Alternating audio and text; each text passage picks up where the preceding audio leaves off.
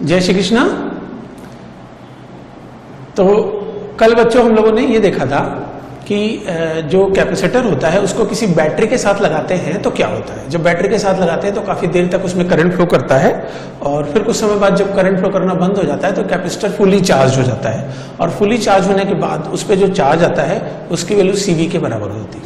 अब आज हम लोग ये देखने जा रहे हैं कि कोई भी कैपेसिटर है तो उस कैपेसिटर का बिहेवियर कैसा होता है, उसका व्यवहार कैसा होता है। मतलब ये है कि जब कैपेसिटर को हम लोग सर्किट में लगाते हैं तो शुरुआत में वो कैपेसिटर कैसे बिहेव करता है, शुरू में वो किस तरह से करंट को अपोज करेगा, सपोर्ट करेगा, लंबे समय के बाद जब काफी समय बीत जाएगा तब वो कैपेसिटर किस तरह से बिहेव करेगा।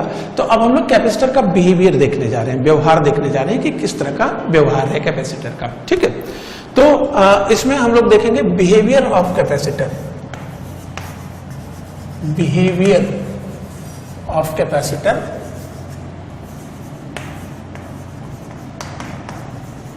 कैसे व्यवहार करता है ये कैपेसिटर। एकदम शुरुआत में जब आपने सर्किट में जोड़ा इसको तब ये कैसे बिहेव करेगा, लंबे समय के बाद ये कैसे बिहेव करेगा, ये हम लोग यहां देखने जा रहे हैं। जैसे मान लीजिए, थोड़ा मैं आपको समझा दूं फिर वो बातें आपको नोट कराऊंगा। जैसे मान लीजिए कि ये एक रजिस्टर है, ये एक कैपेसिटर है, ये बैटरी है और अभी फिलहाल ये स्विच खुला हुआ है। ये रेजिस्टर हो गया, ये कैपेसिटर हो गया, ये बैटरी है, स्विच खुला हुआ है। कैपेसिटर इनिशियली अनचार्ज है, शुरू में कोई चार्ज नहीं इसके बाद। तो अगर ये इनिशियली अनचार्ज है और अचानक से हमने स्विच को बंद कर दिया, ये स्विच जो है इस स्विच को हमने अगर अचानक से बंद कर दिया तो जब हम इसको अचानक से बंद करेंगे, कैपेसिटर में शुरू में कोई चार्ज तो है नहीं, तो अगर शुरू में कोई भी चार्ज इसके ऊपर नहीं है तो शुरू में इसका जो पोटेंशियल ड्रॉप आएगा वो Q/C आएगा। अगर इस पे इनिशियल चार्ज 0 है तो चार्ज अगर इनिशियल 0 है तो जो इनिशियल Q की वैल्यू 0 कर देंगे हम तो पोटेंशियल 0 हो जाएगा। तो यानी इसका जो इनिशियल पोटेंशियल ड्रॉप होगा वो 0 के बराबर होगा। ध्यान से सुने, ये कैपेसिटर इनिशियली अनचार्ज था और हमने स्विच को क्लोज किया। जैसे ही स्विच को बंद करेंगे उसके बाद इसमें करंट फ्लो करना स्टार्ट होगा, लेकिन इनिशियल ड्रॉप जो है इस कैपेसिटर का वो 0 होगा, क्योंकि ड्रॉप होता है Q/C। इनिशियली इस पे कोई चार्ज नहीं है तो इनिशियल ड्रॉप इसका 0 होगा।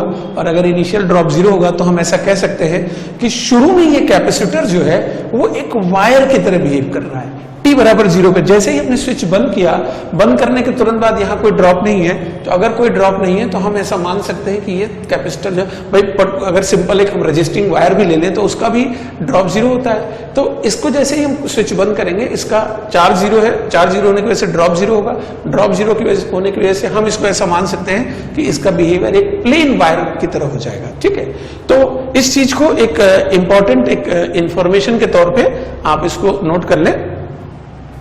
When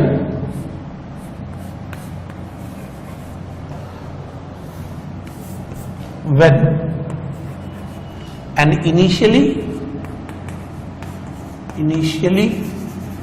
uncharged, when an initially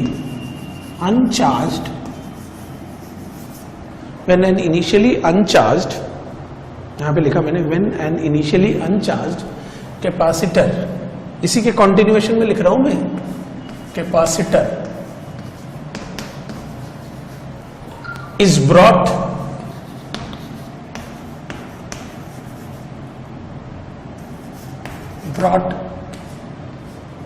in a live circuit,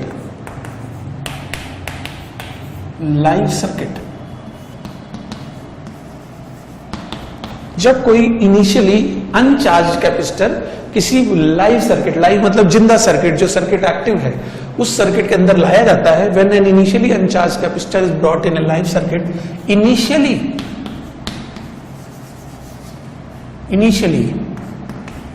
it behaves like, initially it behaves like a wire of zero resistance, शुरू में ये एक जीरो रेजिस्टेंस के वायर की तरह बिहेव करता है। When and initially, जैसे ही आपने स्विच बंद किया तो इसका चार्ज तो 0 है, चार्ज 0 है तो इसका पोटेंशियल ड्रॉप भी 0 है, पोटेंशियल ड्रॉप 0 है तो यानी एक वायर की तरह बिहेव करेगा।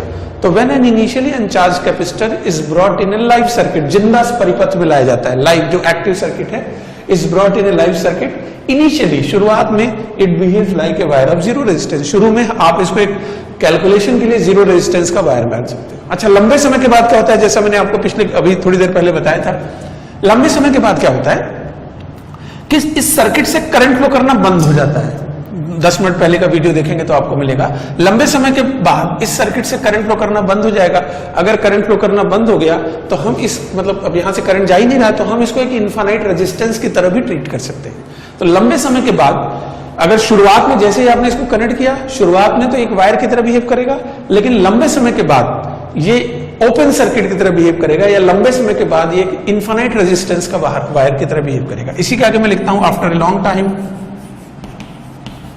after a long time it behaves like, after a long time it behaves like open circuit or wire of infinite resistance, wire of infinite resistance।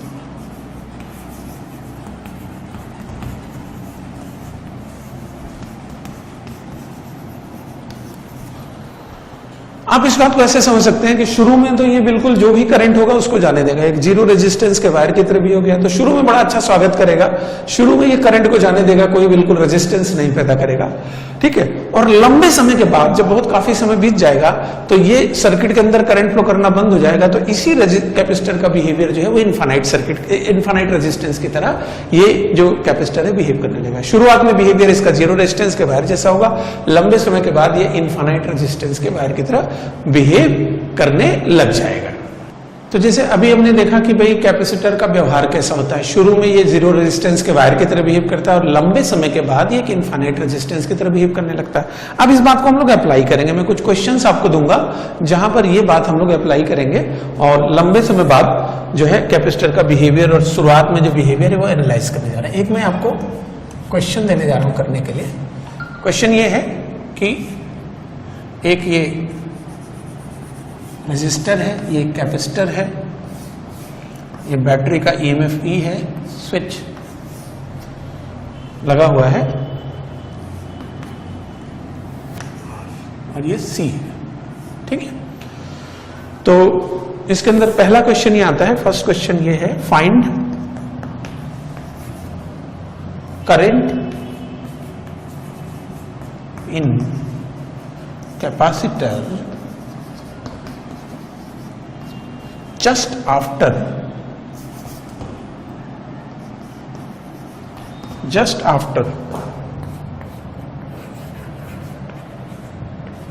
switch is closed।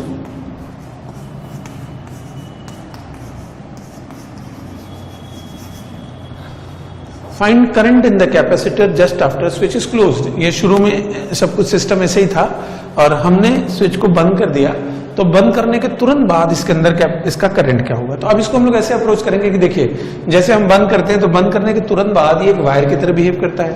अगर ये wire की तरह behave करेगा तो ये जो wire है, जो रजिस्टर है वो तो रजिस्टर बना रहेगा, लेकिन जो कैपेसिटर था उसकी जगह हमने एक वायर बना दिया, एक सिंपल वायर बना दिया, क्योंकि शुरुआत में ये वायर की तरह बिहेव करने लगता है तो सिंपल वायर बना दिया। तो अब इस सर्किट से जो करंट जाएगा, करंट I की वैल्यू जो आएगी वो सीधे सीधे हम लोग बोल सकते हैं I is equal to E/R।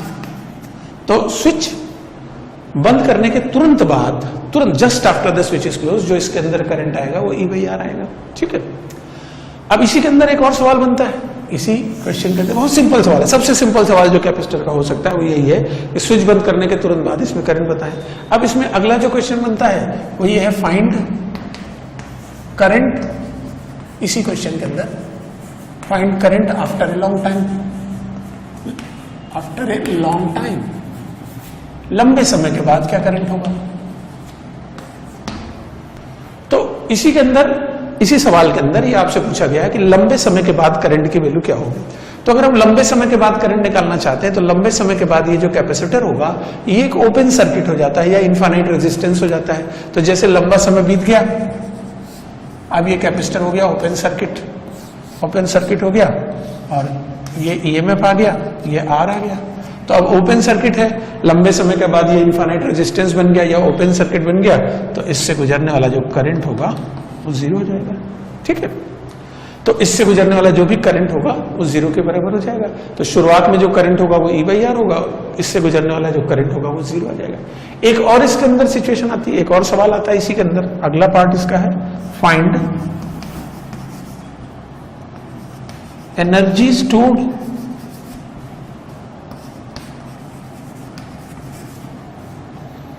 In capacitor, find energy stored in capacitor after a long time,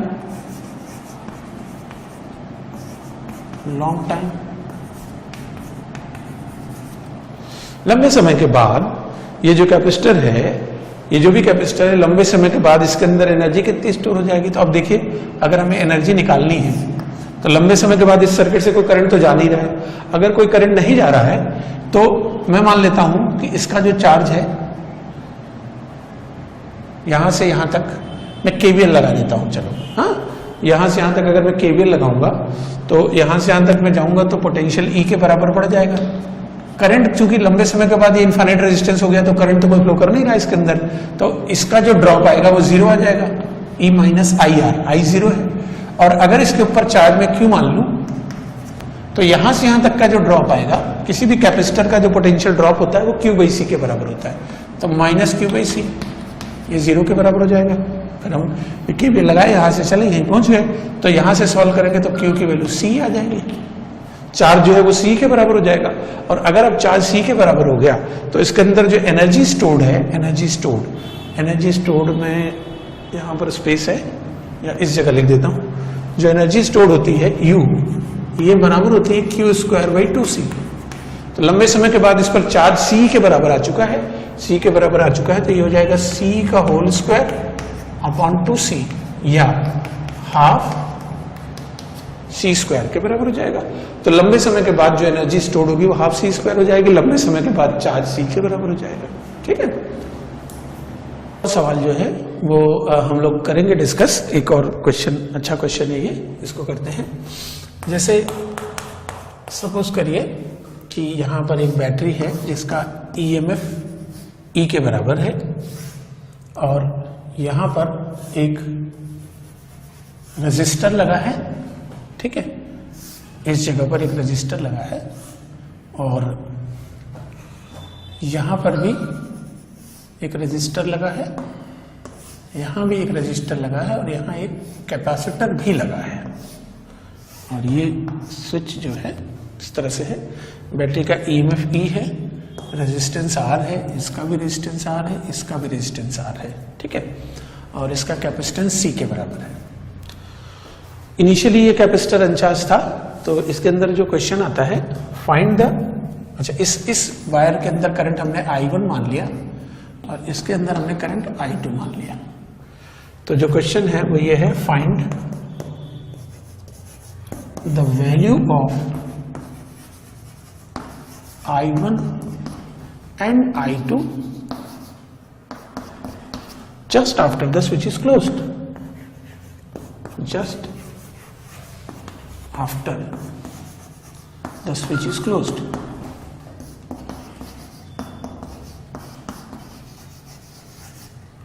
Find the value of I1 and I2 just after the switch is closed. Switch बंद करने के तुरंत बाद I1 और I2 की value आपको बतानी है। तो अब इसमें हम लोग इस तरह से इस प्रोसेस को रखेंगे कि आप तो अपना जो कैमरा है ना उसको 2 मिनट के लिए पॉज कर दीजिए। स्टूडेंट्स, आप 2 मिनट के लिए पॉज करके इस क्वेश्चन को सॉल्व कीजिए और फिर उसके बाद जो है आप इसका सोल्यूशन देखिए कि आपका सोल्यूशन और मेरा सोल्यूशन मैच कर रहा है कि नहीं कर रहा है। 2 मिनट पॉज करके फिर उसके बाद इसका सोल्यूशन आप लोग देखिएगा। तो मैं तो इसका सोल्यूशन देखिए बताने जा रहा हूं। ये स्विच बंद करने के तुरंत बाद, इसमें कंडीशन ये थी कि स्विच बंद करने के तुरंत बाद जो कैपेसिटर होता है ना वो बिहेव करता है लाइक ए वायर। तो जैसे मैंने स्विच बंद कर दिया तो बंद करने के बाद कैपेसिटर की जगह मैं एक वायर बना दूंगा। कैपेसिटर जो है इसके अंदर इसकी जगह मैं एक वायर बना दूंगा, तो मैंने एक वायर बना दिया कैपेसिटर की जगह, ये कैपेसिटर हटा दिया, स्विच बंद करने के तुरंत बाद ये वायर की तरह बिहेव करेगा, तो मैंने इस कैपेसिटर के बजाय सिंपल यहाँ पे एक वायर बना दिया। ये रेजिस्टेंस R है, ये रेजिस्टेंस R है, ये R है और ये EMF E के बराबर है। अब ध्यान से देखेंगे तो ये R और ये R ये दोनों पैरेलल कॉम्बिनेशन में है, देखेंगे तो ये वाला R और ये वाला R पैरेलल में है, तो R और R जो होगा वो पैरेलल में R/2 हो जाएगा, उसके साथ ये R सीरीज में है, तो वो कुल मिला के इस सर्किट का जो इक्विवेलेंट आएगा वो आएगा R/2 प्लस R, यानी 3R/2 आ जाएगा। इस पूरी सर्किट का R और R पैरेलल में R/2, उसके साथ सीरीज में R, तो इसका इक्विवेलेंट 3R/2 हो गया। तो अब इस सर्किट के अंदर जो करंट फ्लो कर रहा होगा, अगर इस सर्किट का करंट मैं I मान लूं, तो I जो आएगा वो बराबर हो जाएगा E अपॉन जो भी इसका रेजिस्टेंस है पूरा, इसका पूरा रेजिस्टेंस है 3R/2, तो ये 2E अपॉन 3R हो जाएगा। ये टोटल करंट जा रहा है। अब ये जो करंट जा रहा है वो करंट आधा इसमें जाएगा, आधा इसमें जाएगा, क्योंकि ये दोनों रेजिस्टेंस तो बराबर है, तो आधा इसमें जाएगा, आधा इसमें जाएगा, तो इसका मतलब कि I1 जो होगा और I2 ये दोनों आपस में बराबर होंगे और इसका आधा हो जाएंगे, तो I1 is equal to I2 is equal to E/3R। यहाँ जाएगा, एक्सप्लेन कर रहा हूं मैं दोबारा से। इसके अंदर क्या है कि जैसे ही हम स्विच बंद करेंगे, ये किसकी जगह एक वायर मान लिया हमने, तो ये कैपेसिटर की जगह वायर हो गया, फिर सर्किट को रीड्रॉ करा तो R और R पैरेलल में तो R/2, उसके साथ ये R सीरीज में तो 3R/2। अब जो करंट इसके अंदर फ्लो कर रहा है, करंट जो होगा वो E अपॉन 3R/2 हो जाएगा। सॉल्व करेंगे तो इसका टोटल करंट आ गया, आधा जो भी करंट इधर से जा रहा है आधा इससे जाएगा, आधा इससे जाएगा, तो I1 I2 E upon 3R के बराबर हो जाएगा। ठीक है,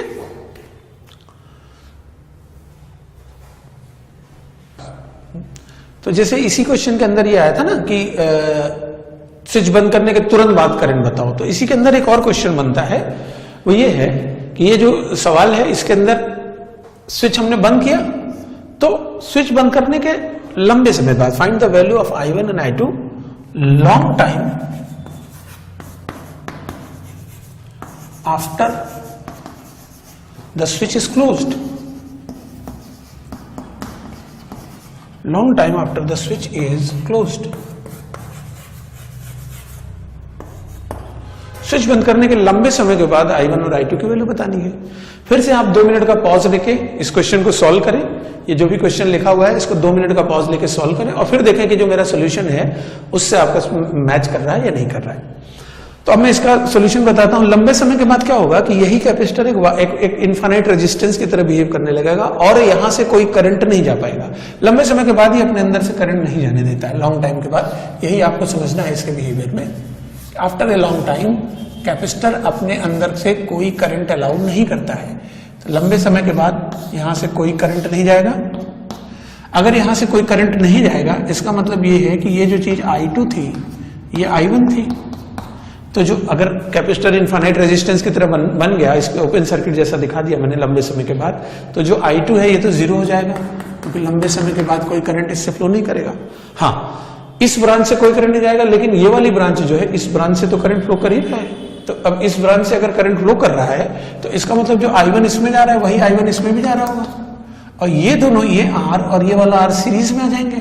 अब अगर ये दोनों R जो है, ये R और ये R सीरीज में आ गए तो अब क्या होगा, R और R सीरीज में आ गए, 2R हो गया, बैटरी का EMF E के बराबर है। तो यहां से गुजरने वाला जो करंट होगा I1, इसकी वैल्यू हो जाएगी E upon 2R। I1 E upon 2R हो जाएगा और I2 की वैल्यू जो है वो 0 के बराबर हो जाएगी। ठीक है, एक और इसके अंदर सवाल बनता है कि जैसे I1 और I2 की वैल्यू हमने निकाल ली, शुरुआत में निकाल ली, लंबे समय के बाद निकाल ली। अगला इसके अंदर जो क्वेश्चन बनता है वो ये है, फाइंड, लिख रहा हूं मैं,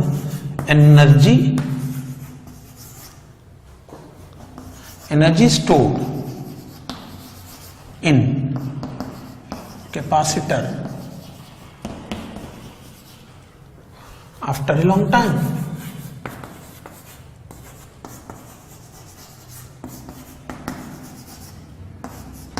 लंबे समय के बाद कैपेसिटर में एनर्जी स्टोर निकालिए। 2 मिनट का पॉज लीजिएगा, आप खुद से क्वेश्चन सॉल्व कीजिएगा, फिर जो मैं सोल्यूशन बताने जा रहा हूं वो देखिएगा।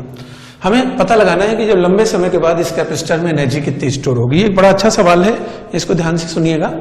तो देखिए भाई, ये बात तय हो चुकी है कि आफ्टर ए लॉन्ग टाइम इस रजिस्टर में कोई करंट नहीं जा रहा है। अगर इसमें कोई करंट नहीं जा रहा है, इसका मतलब कि ये जो रजिस्टर है ये यूजलेस है। भाई इस रजिस्टर में जब इसका ड्रॉप कितना होता है IR, अगर इसमें कोई करंट जा ही नहीं रहा है, I2 की वैल्यू 0 हो गई लंबे समय के बाद, तो ये सिंपल एक वायर हो जाएगा। तो लंबे समय के बाद इस रजिस्टर को अगर मैं ना भी बनाऊं और इसकी जगह एक वायर बना दूं तो कोई फर्क नहीं पड़ने वाला है। लेकिन अब हमारा काम बड़ा आसान हो जाएगा। काम कैसे आसान हो जाएगा?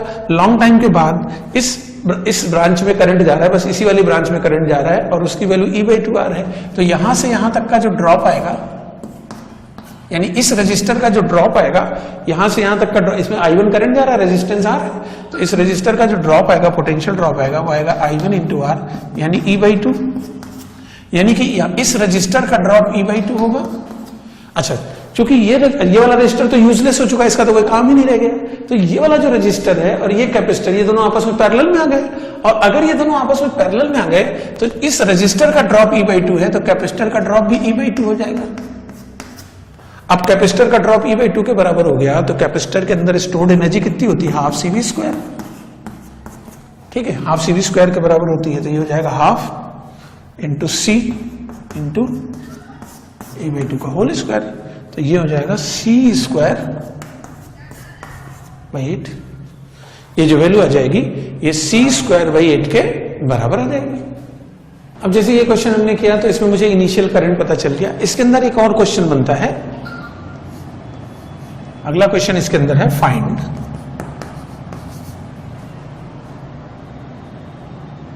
Energy stored in capacitor after a long time. After a long time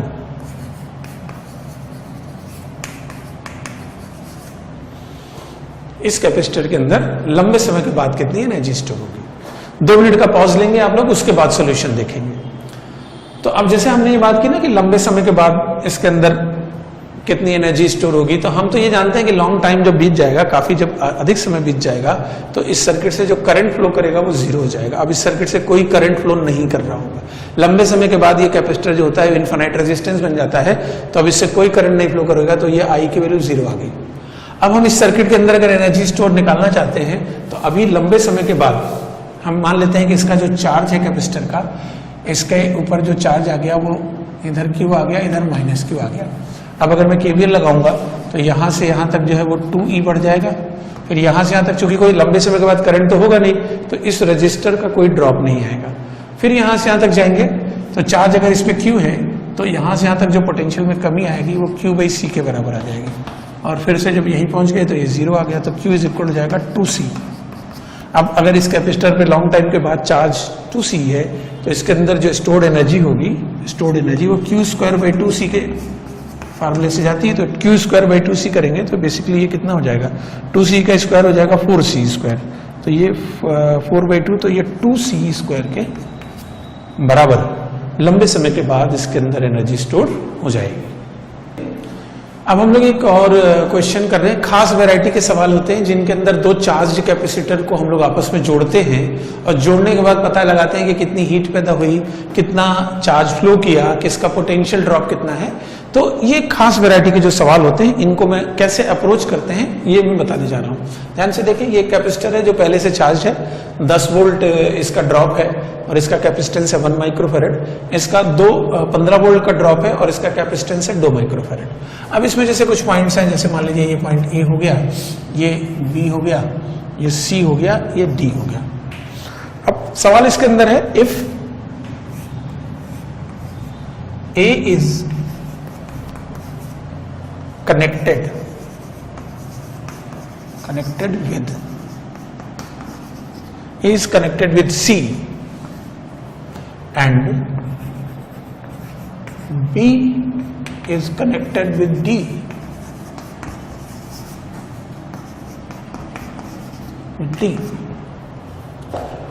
find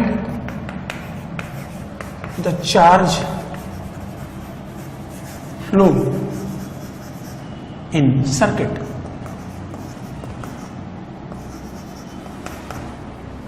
अगर हम A को C से कनेक्ट कर दें और B को D से कनेक्ट कर दें तो इस सर्किट में कितना चार्ज फ्लो करेगा। अब इस क्वेश्चन को करने के दो मेथड होते हैं, दो तरीके होते हैं, मैं दोनों मेथड आपको सिखाऊंगा, लेकिन आप पहले इस क्वेश्चन को खुद से ट्राई करें। आप 3 मिनट का पॉज देंगे, खुद से इस क्वेश्चन को ट्राई करेंगे और फिर उसके बाद इसका सोल्यूशन देखेंगे। मैं दोनों मेथड आपको सिखाने जा रहा हूं। पहला जो मेथड है वो ये है कि ये ए ऑलरेडी जो है ये चार्ज थे, जैसे इसका पोटेंशियल ड्रॉप अगर 10 वोल्ट है और कैपेसिटेंस 1 माइक्रोफैरड है, तो इसके ऊपर चार्ज कितना रहा होगा, इसके ऊपर चार्ज रहा होगा Q बराबर CV होता है, तो इस पर 10 होगा, इस पर -10 होगा।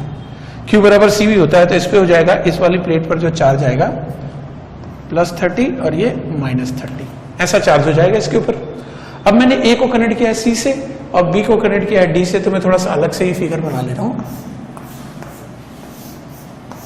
कुछ इस तरह की कंडीशन हो गई है, इसके ऊपर था 10 -10 और इसके ऊपर चार्ज जो था वो 30 था, ये -30 था। ये बेसिक मेथड है जिसमें हम कोई ट्रिक वगैरह इस्तेमाल नहीं कर रहे हैं। बेसिक अप्रोच ये है, इस पे 30 माइक्रोकूलम चार्ज है, इस पे -30, इस पे 10, इस पे -10। अब क्या हो रहा है, कनेक्ट किया हमने तो कितना चार्ज फ्लो किएगा इसका पता लगाने के लिए मैं ऐसा मान लेता हूं कि यहां से X चार्ज निकल के चला गया, ये वाली प्लेट से X चार्ज निकल के गया। अब ये जो X चार्ज निकल के गया वो इस वाली प्लेट पे आ गया, यहां से जो निकल के जाएगा वो इस प्लेट पे आ जाएगा। अच्छा, आमने सामने की प्लेटों पे इक्वल एंड अपोजिट चार्ज होता ही है, तो अगर इस पे x + 10 होगा तो यहाँ -10 -x होगा, यहाँ -x है यानी यहाँ से x चार्ज निकल के गया होगा, वो x चार्ज इसके ऊपर आ जाएगा। ठीक है, तो अगर x चार्ज फ्लो करेगा, यहां से निकलेगा तो इस पे बढ़ेगा, फिर इस पे घटेगा, फिर इस पे बढ़ जाएगा। अब उसके बाद अगर हम देखें तो ये x की वैल्यू हमें पता लगानी है। x की वैल्यू पता लगाने के लिए हम स्टार्ट करेंगे यहां से, इस जगह से स्टार्ट करेंगे और KVL लगाएंगे इसके ऊपर। तो इसके ऊपर अगर हम KVL लगाएंगे तो यहां से हम यहां तक जाएंगे तो पोटेंशियल घट जाएगा। अच्छा, किसी भी कैपेसिटर का जो ड्रॉप होता है, इसको ध्यान से सब लोग समझेंगे, किसी भी कैपेसिटर का जो ड्रॉप होता है वो होता है Q/C, जहां Q उसके पॉजिटिव प्लेट का चार्ज है। किसी भी कैपेसिटर का ड्रॉप Q/C होता है जहां Q उसके पॉजिटिव प्लेट का चार्ज है। तो जब हम यहां से यहां जाएंगे तो इसमें पोटेंशियल घटेगा, और कितना घटेगा, Q पॉजिटिव प्लेट का चार्ज है X + 10/C, इसका कैपेसिटेंस कितना था 1 माइक्रोफैरड। फिर हम यहां से यहां पहुंच गए, यहां से यहां तक कोई ड्रॉप नहीं होगा, फिर यहां से इधर जाएंगे तो पोटेंशियल बढ़ेगा, और बढ़ेगा भी Q/C। तो Q जहां पर पॉजिटिव प्लेट का चार्ज है तो ये हो जाएगा 30 - x अपॉन इसका जो कैपेसिटेंस था वो था 2, ये 0 के बराबर हो गया। सॉल्व करेंगे तो 15 - x/2 - x -10 = 0। फर्दर सॉल्व करेंगे तो 3x/2 = 5। x की जो वैल्यू आएगी वो 10/3 हो जाएगी। तो जो चार्ज फ्लो करेगा यहां से 10/3 निकलेगा, इस पे 10/3 जाएगा, इस पे -10/3, इस पे +10/3, तो जो x की वैल्यू आ जाएगी वो 10/3 के बराबर जाएगी। ये इस क्वेश्चन का पहला मेथड हो गया, फर्स्ट जो मेथड होता है जिसमें हम लोग सारे चार्जेस लिख करके और फिर KVL लगा के देख लेते हैं कि कितना चार्ज इसके अंदर फ्लो कर चुका है। अब इसी क्वेश्चन को करने का जो सेकंड मेथड है वो मैं आपको सिखाने जा रहा हूं। दूसरा वाला जो तरीका है वो मैं सिखाने जा रहा हूं। दूसरे तरीके में जैसे हमने इन दोनों को इस तरह से जोड़ दिया तो जो यहां से यहां तक का पोटेंशियल ड्रॉप है इन दोनों का सेम आ जाएगा। मैंने मान लिया कि कॉमन जो पोटेंशियल ड्रॉप है, इसको A को C से कनेक्ट करने के बाद B को D से कनेक्ट करने के बाद जो कॉमन पोटेंशियल आ गया वो B आ गया। अच्छा, पहले इस पे चार्ज कितना था, ये वाला जो था इसके ऊपर चार्ज 10 था, तो अगर यहां से यहां तक का ड्रॉप V के बराबर है तो इस पर चार्ज CV के बराबर होगा। कैपेसिटेंस इसका 1 है और ड्रॉप V है तो इस पे चार्ज आ जाएगा 1, ठीक है, और इस पर चार्ज आ जाएगा -1। अच्छा, ये वाला जो है इसके कैपेसिटेंस 2 था और ड्रॉप तो इसका भी 2 के बराबर है तो इस पे चार्ज आ जाएगा 2 यूनिट। ठीक है, 1 मिनट, हाँ नहीं, 1V इस पे आएगा और इस पे -1V आएगा, और इस पे जैसे पोटेंशियल ड्रॉप V के बराबर है, कैपेसिटेंस 2V है तो ये हो जाएगा 2V और -2V। अब अगर ध्यान से देखा जाए तो इन दोनों प्लेटों का जो चार्ज होगा वो मिला के या तो इस प्लेट से इस प्लेट पे चार्ज चला जाएगा, इस वाले से इस पे चला जाएगा, या इस पे जाएगा, लेकिन इन दोनों के चार्ज का जोड़ कांस्टेंट रहेगा। तो इन दोनों के चार्ज का जो भी जोड़ है वो कांस्टेंट रहेगा। तो पहले इन दोनों के चार्ज का जोड़ कितना था, 10 + 30 40 था, और अब कितना है 1 + 2 3 है, तो 40 = 3V हो जाएगा। जो इसके चार्ज का जोड़ है शुरू में वही इसके चार्ज का जोड़ होगा, तो 40 = 3V हो जाएगा। तो V की वैल्यू कितनी आ जाएगी, 40/3, यानी कि पोटेंशियल ड्रॉप इसका 40/3 आ गया। अब ध्यान से देखिए, अगर इसका पोटेंशियल ड्रॉप 40/3 आ गया तो इस वाली प्लेट के ऊपर जो चार्ज होगा CV चार्ज होता है, तो इसके ऊपर जो चार्ज आएगा वो आ जाएगा 1 × 40/3, तो ये आ गया 40/3। अच्छा, अभी इसके ऊपर चार्ज 40/3 है और पहले इसके ऊपर चार्ज 10 था, तो आपसे ये पूछा ना फ्लो कितना करेगा, तो अभी 40/3 है और पहले इसके ऊपर 10 था, तो फ्लो करके कितना गया होगा 40/3 - 10, तो ये किसके बराबर जाएगा 10/3 के बराबर। जो पिछले क्वेश्चन में आंसर आया था वही आ गया भाई। हमने क्या किया, इन दोनों का कॉमन पोटेंशियल निकाल लिया, कॉमन पोटेंशियल आ गया, फिर इसके चार्ज का जो जोड़ आएगा वो 3 आएगा, 3 भी आएगा। अब पहले इसके चार्ज का जोड़ 40 था, तो 40 = 3 भी कर दिया, और 40 = 3 भी करने के बाद यहाँ से V की वैल्यू आ गई, फिर इस पे चार्ज फाइनल आ गया, इनिशियल हमें पता ही था, और फिर हमने क्या किया, दोनों का डिफरेंस ले लिया, तो वो चार्ज फ्लो की। अब जैसे देखिए जो हमने लास्ट में क्वेश्चन किया था उसी क्वेश्चन को मैं वेरिएबल में करने जा रहा हूं। पिछले क्वेश्चन में क्या था, चार्जेस और पोटेंशियल की वैल्यू दी थी, इस बार मैंने मान लिया कि भाई ये चार्ज कैपेसिटेंस इसका C1 है, पोटेंशियल V1 है, इसका कैपेसिटेंस मैंने C2 मान लिया और पोटेंशियल V2 मान लिया। अब हम क्या करने जा रहे हैं, ये जो A पॉइंट है इसको हम C से कनेक्ट करेंगे, अब B को D से कनेक्ट करेंगे। मैं लिख दे रहा हूं, if A is to C and B is to D, find the common potential, find the common potential, common potential की वैल्यू क्या होगी, ठीक है। अगर हम इसको A को C से कनेक्ट कर दें, B को D से कनेक्ट कर दें, तो इस सिस्टम का कॉमन पोटेंशियल क्या हो जाएगा। तो कॉमन पोटेंशियल निकालने के लिए इसमें तरीका ये होता है कि हम कॉमन पोटेंशियल, जैसा अभी थोड़ी देर पहले मैंने बताया भी था आपको, कॉमन पोटेंशियल को V मान लेते हैं। अब कॉमन पोटेंशियल को V मान लेंगे तो ये जो प्लेट है इसके ऊपर चार्ज हो जाएगा C1V, इस पे -C1V। अब इसका भी ड्रॉप, अगर इसका ड्रॉप भी है तो इसका ड्रॉप भी होगा, तो इस वाली प्लेट पे चार्ज आएगा C2V और इस पे -C2V। अब देखो, या तो इस प्लेट से चार्ज निकल के इस पे जाएगा या इससे निकल के इस पे आएगा, लेकिन इन दोनों प्लेटें, ये जो दो प्लेटें आपको दिख रही हैं, इनके चार्ज का जोड़ कांस्टेंट रहेगा। तो इनके चार्ज का जोड़ कांस्टेंट रहेगा, तो शुरू में इन दोनों पे चार्ज कितना रहा होगा, इस वाली प्लेट पे रहा होगा C1V1, इस पे रहा होगा C2V2। तो हम ऐसा लिख सकते हैं C1V1 + C2V2। ये तो इन दोनों का इनिशियल चार्ज था। फाइनली इसके ऊपर चार्ज आ गया C1V और इसके ऊपर चार्ज आ गया C2V, तो जो कॉमन पोटेंशियल आएगा वो आ जाएगा C1V1 + C2V2 upon C1 + C2। ये एक रिजल्ट के तौर पे आप याद भी कर सकते हो। एक रिजल्ट है कि अगर दो कैपेसिटर से, सिर्फ कैपेसिटर है, बैटरी नहीं है, और उन दोनों को आपने इस तरह से जोड़ दिया, तो जोड़ने के बाद जो कॉमन पोटेंशियल आता है वो इस इक्वेशन से दिया जाता है, ठीक है। इसको आप याद भी कर सकते हो। अब इसके अंदर एक और सवाल पैदा होता है, कई बार पूछते हैं कि भाई इस सिस्टम के अंदर हीट कितनी पैदा हुई। तो जैसे अगर हीट प्रोड्यूस्ड आपसे पूछी जाए, इसी में सवाल मैं लिख रहा हूं, find heat produced, heat produced.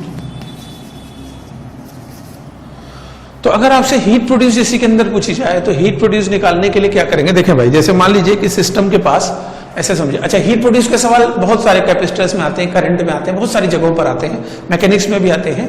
तो हीट प्रोड्यूस के सवालों का फंडा ये होता है कि सिस्टम की शुरू में एनर्जी आप देख लीजिए, जो सिस्टम था उसकी इनिशियल एनर्जी कितनी, मान लीजिए 100 जूल थी, बाद में सिस्टम की एनर्जी 70 जूल हो गई। तो जो एनर्जी का डिफरेंस होगा, जितना एनर्जी का लॉस होगा, वही हीट प्रोड्यूस होगी। यानी कि जो अनअकाउंटेड एनर्जी होती है, जिस एनर्जी का पता नहीं चलता कि वो एनर्जी कहां चली गई, वही एनर्जी जो है हीट प्रोड्यूस के बराबर होती है। तो अगर हम इस पर्टिकुलर सवाल के अंदर हीट प्रोड्यूस निकालना चाहते हैं तो उसके लिए हमें क्या करना पड़ेगा कि जो इनिशियल एनर्जी है और उसमें से हमको फाइनल एनर्जी को सब्ट्रैक्ट करना पड़ेगा। तो अगर मैं इनिशियल एनर्जी से फाइनल एनर्जी को सब्ट्रैक्ट करूं तो जो एनर्जी, जो हीट प्रोड्यूस की वैल्यू आएगी, वो देखिए मैं आपको बताता हूं। इसी क्वेश्चन में अगर मुझे हीट प्रोड्यूस की वैल्यू निकालनी है तो जो हीट प्रोड्यूस आएगा वो बराबर हो जाएगा, यहां पर इस सवाल में हीट प्रोड्यूस हो जाएगा initial energy minus final energy. शुरू में जब दोनों कैपेसिटर थे तो उसके पास एनर्जी रही होगी हाफ ऑफ द C1V1²। इन दोनों के पास एनर्जी ये रही होगी शुरुआत में, एक का ड्रॉप E1 था, एक का ड्रॉप E2 था।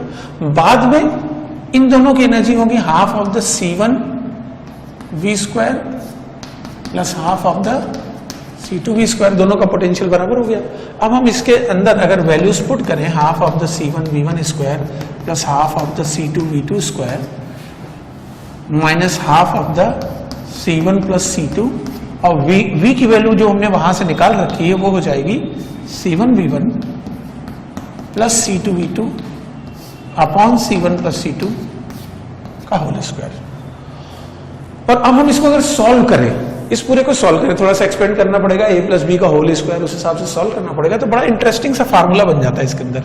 जो फार्मूला इसके अंदर रेडी होता है वो होता है half C1 C2 upon C1 plus C2 into V1 minus V2 का होल स्क्वायर। ये इसके अंदर फार्मूला हो जाता है। इसको आप याद भी कर लेंगे, कई बार इस पे सवाल भी बनते रहते हैं। जो हीट प्रोड्यूस होती है, अगर दो कैपेसिटर लगा दिए जाए पैरेलल में, बैटरी नहीं है उनके अंदर, तो इस पर्टिकुलर केस में हीट प्रोड्यूस किया जाती है half of the C1 C2 upon C1 plus C2 into V1 minus V2। यहाँ एक बात नोटिस करनी होगी कि ये जो दो फार्मूले बने, जैसे ये वाला फार्मूला जो बना है, इसमें हमने पॉजिटिव प्लेट को पॉजिटिव से जोड़ा था, तो ये फार्मूला बना था। अगर मैं पॉजिटिव को नेगेटिव से जोड़ूंगा तो ये फार्मूला जो होगा, मतलब मैं लिखा नहीं रहा हूं लेकिन उसको आप एनालॉजी से बना लीजिएगा, अगर मैं प्लस को माइनस से जोड़ता तो ये होता C1V1 minus C2V2 upon C1 plus C2। और ये फार्मूला जो होता, अगर मैं प्लस को माइनस से जोड़ता है, अभी तो देखो फिलहाल मैंने प्लस को प्लस से जोड़ा है, लेकिन माइनस से जोड़ता तो यहाँ माइनस के बजाय एक प्लस आ जाता, तो ये V1 प्लस V2 मतलब उल्टा हो जाता। यहाँ पे C1V1 माइनस C2V2 हो जाता और यहाँ पे V1 प्लस V2 का होल स्क्वायर हो जाता। तो अगर दो कैपेसिटर्स को हम जोड़ते हैं तो जो हीट पैदा होती है वो इस फार्मूले से दी जाती है, कॉमन पोटेंशियल जो है वो इस फार्मूले से दिया जाता है। अब देखिए इसके अंदर जैसे चार्ज फ्लो में हमने दो कैपेसिटर वाले सवाल किए, दो कैपेसिटर में एक जनरल फार्मूला भी बना लिया, लेकिन कई बार ऐसा होता है कि हम लोग तीन कैपेसिटर को जोड़ देते हैं, चार को जोड़ देते हैं, दो कैपेसिटर के साथ एक बैटरी लगा देते हैं, इस तरह की भी सिचुएशन होती है। तो जो इस तरह के क्वेश्चंस होते हैं उनको कैसे हैंडल करते हैं ये मैं आपको सिखाने जा रहा हूं। जैसे एक सवाल ये आ रहा है, इसका वोल्टेज ड्रॉप है 10 वोल्ट, कैपेसिटेंस है 1 माइक्रोफैरड। एक यहाँ पे दूसरा कैपेसिटर है, इसका जो ड्रॉप है वो 5 वोल्ट है और कैपेसिटेंस 1 माइक्रोफैरड है। यहाँ पे तीसरा कैपेसिटर है, थर्ड कैपेसिटर है, और इसका ड्रॉप जो है ये 20 वोल्ट है और कैपेसिटेंस इसका 2 माइक्रोफैरड है। ये पॉइंट ए है, इसको बी बोल दिया मैंने, इसको सी, इसको डी, इसको ई और इसको एफ। क्वेश्चन जो है उसके अंदर इन्होंने बताया है कि हमने ए से ई को टच करा दिया, इसको टच करा दिया, बी को हमने सी से टच करा दिया और इधर हमने डी को एफ से टच करा दिया। ठीक है, इसको इससे टच करा दिया, इसको इससे टच करा दिया, इसको इससे टच करा दिया। अब क्वेश्चन ये है, find charge flow, find charge flow in circuit, find charge flow in circuit. इसके अंदर हमने ए से ई को जोड़ दिया, बी को सी से जोड़ दिया और डी से एफ को जोड़ दिया, तो इस सर्किट के अंदर कितना चार्ज फ्लो करेगा ये आपको बताना है। तो अब अगर हमें इस सर्किट का चार्ज फ्लो बनाना है तो इसमें हम लोग फंडामेंटल अप्रोच से चलेंगे। मैं इस सर्किट को रीड्रॉ कर रहा हूं, ऐसे बना लेता हूं। अब देखिए भाई, इस पे शुरू में चार्ज कितना होगा, ड्रॉप 10 वोल्ट का है, कैपेसिटेंस 1 माइक्रोफैरड है, तो इस पे चार्ज Q बराबर CV के हिसाब से 10 माइक्रोकूलम होगा, तो इस पे होगा 10, इस वाले पे -10, इस पे 1 × 5 तो इस पे 5 माइक्रोकूलम होगा, इस पे -5 होगा, इस पे 20 × 2 तो इस पे थोड़ा ज्यादा चार्ज होगा 40 और इस पे -40। अब आपसे पूछा गया कि भाई कितना चार्ज फ्लो करेगा, तो अब इनिशियली चार्जेस तो ये थे, ए से ई को जोड़ा, बी से सी को और डी को एफ से। अब मैं मान ले रहा हूं कि इससे एक्स चार्ज निकल गया, एक्स चार्ज इससे निकल गया और एक्स चार्ज निकल के इससे जाके इस पे पहुंचा। तो अगर इस पे एक्स आएगा तो इन दोनों पे इक्वल एंड अपोजिट होना होगा, तो यहाँ पे -x हो जाएगा।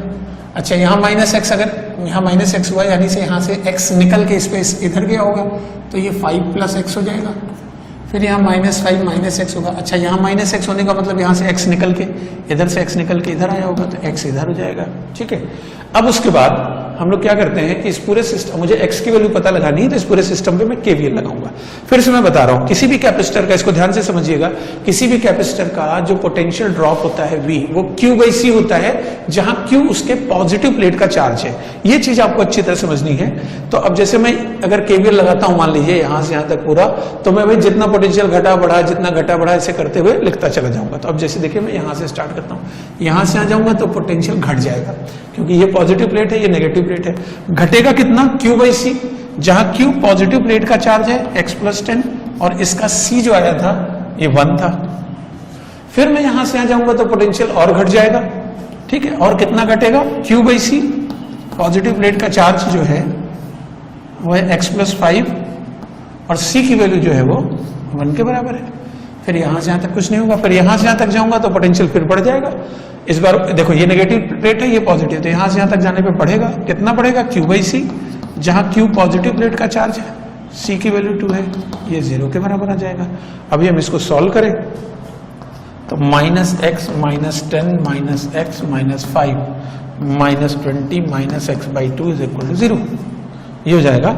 और हम इस पूरे को अगर सिंप्लीफाई करेंगे तो x + x + x/2, तो ये हो जाएगा 5x/2, नहीं यहाँ प्लस आएगा, 40/2 यहाँ माइनस आएगा।